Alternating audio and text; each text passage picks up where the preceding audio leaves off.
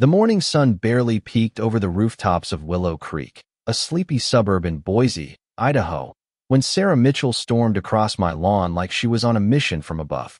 It was June 12th, 2024, and I was just trying to enjoy my coffee, leaning against my black SUV, when she planted herself in front of me, clutching a manila folder stuffed with papers.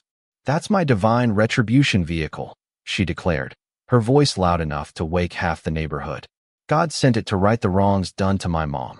I set my mug down, trying to keep my cool. Sarah wasn't just some angry neighbor. She was convinced, with every fiber of her being, that my SUV was heaven's answer to her mother's death. "I'm not your average contractor, though. My name's James Carter, and I've spent 25 years as a federal investigator with the Department of Homeland Security, working undercover in places like this to sniff out fraud." That SUV?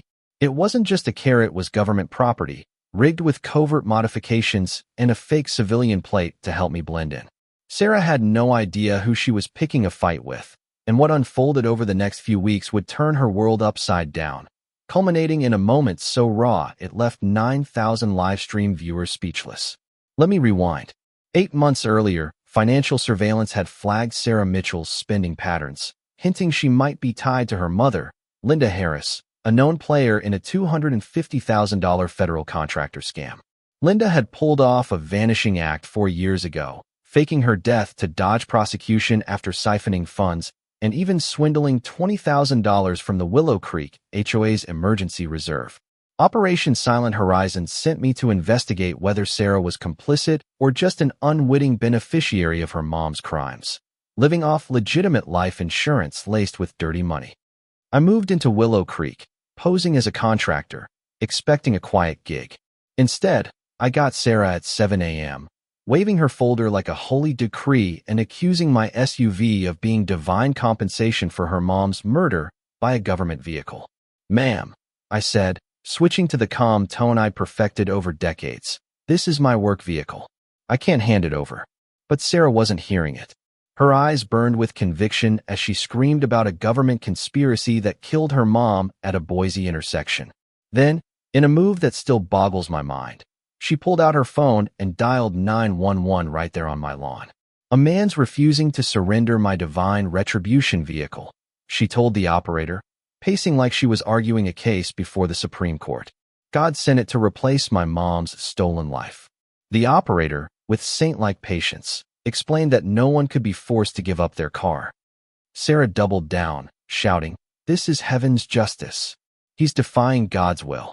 I couldn't help but marvel at her theological gymnastics. My SUV was now a celestial insurance payout in her mind. Across the street, Nathan Brooks, a former contractor turned fraud-busting blogger, was filming the whole thing from his window, his hands fidgeting nervously as he zoomed in on my license plate. Nathan's knack for spotting government vehicles made me uneasy. He might notice the subtle mods that screamed federal to someone with his background. Next door, Margaret Hayes, a retired FBI agent with 25 years under her belt, watched with a knowing smirk, her subtle nods telling me she'd clocked me as one of her own. She didn't say a word, but her stance calm, ready hinted she was prepared to back me up if things got ugly. Officer Daniel Lee arrived, all crisp uniform and ambition, dreaming of a federal badge. "Ma'am, HOAs can't seize private vehicles," he told Sarah, eyeing her homemade documents with skepticism.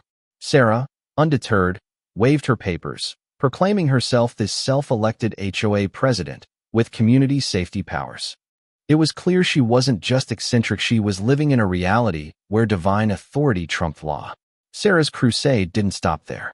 The next morning, she was back, armed with a 3-ring binder bursting with laminated pages and fake seals, declaring my SUV a community safety hazard subject to seizure. She'd spent the night crafting a legal fantasy where she, as HOA president, could confiscate vehicles under divine mandate. She taped a seizure notice to my windshield, complete with forged signatures and biblical quotes. Nathan, now in full investigative mode, was digging deeper, his blog's 60,000 followers buzzing about the divine Karen case. His research had uncovered a bombshell. Linda Harris had no federal death benefits on file, a red flag for someone supposedly killed by a government vehicle. Her contractor status had quietly switched to inactive 6 months ago, not deceased. Nathan's hands shook as he realized Sarah's 4-year grief might be based on a lie. At 3:17 a.m. the following night, my security cameras caught Sarah sneaking toward my SUV, dressed in black and clutching spray paint. "This is for you, Mom," she whispered, spraying HOA President Sarah, Heavenly Justice, across the hood. It wasn't just vandalism, it was a $6,000 felony on federal property, recorded in crisp detail. Sarah had crossed a line, and I was building an airtight case. Meanwhile, Nathan's late-night digging revealed Linda wasn't dead. She was thriving in Cancun as Linda Morales, running a retirement planning business with glowing client reviews. She'd gone silent for 3 years post-death, then meticulously built her new identity, funded by stolen money. The cruelty was staggering. While Sarah grieved at a fake funeral, Linda was sipping margaritas and posting about new beginnings. By sunrise, Margaret handed me a flash drive with additional footage from her cameras, her FBI instincts kicking in. "Federal property damage is no joke," she said, her voice steady with 25 years of experience. Officer Lee arrived, documenting the scene with the precision of someone gunning for a federal job. Sarah emerged at 9 a.m., still in her black outfit, spray can in hand, and boldly declared to a growing crowd, "I marked this killer vehicle for community safety." Her delusion was airtight. She genuinely believed her actions were righteous.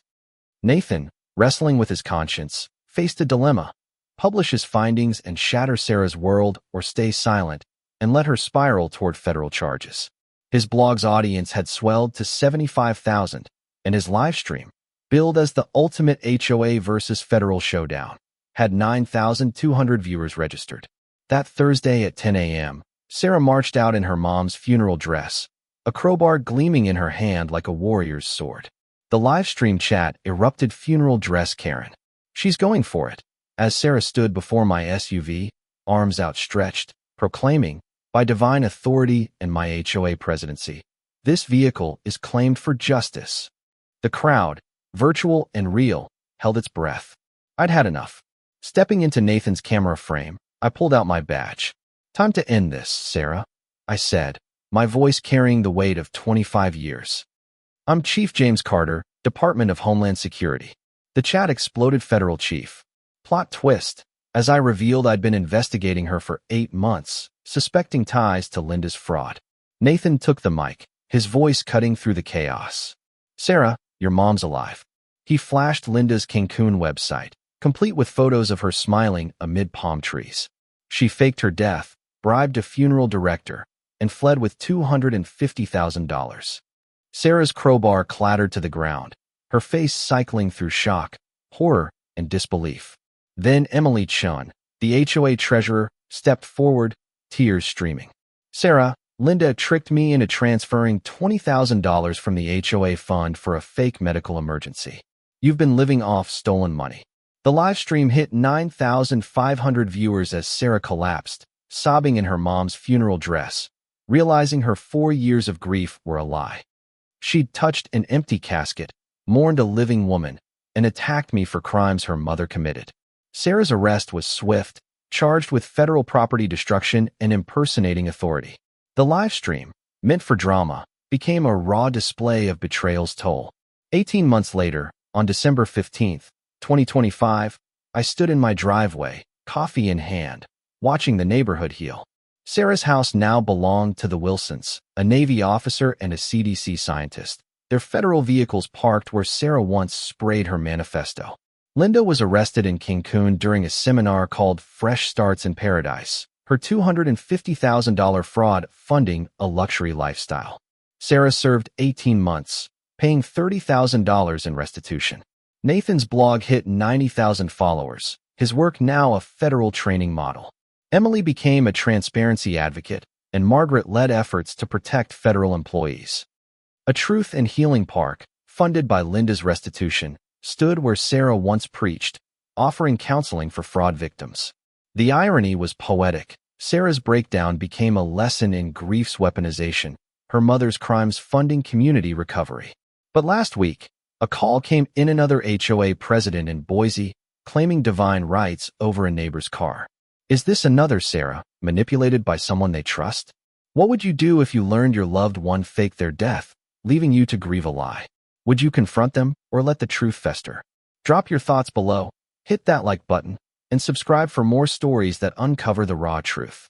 Your comments fuel these investigations, share them, and let's expose the next lie together.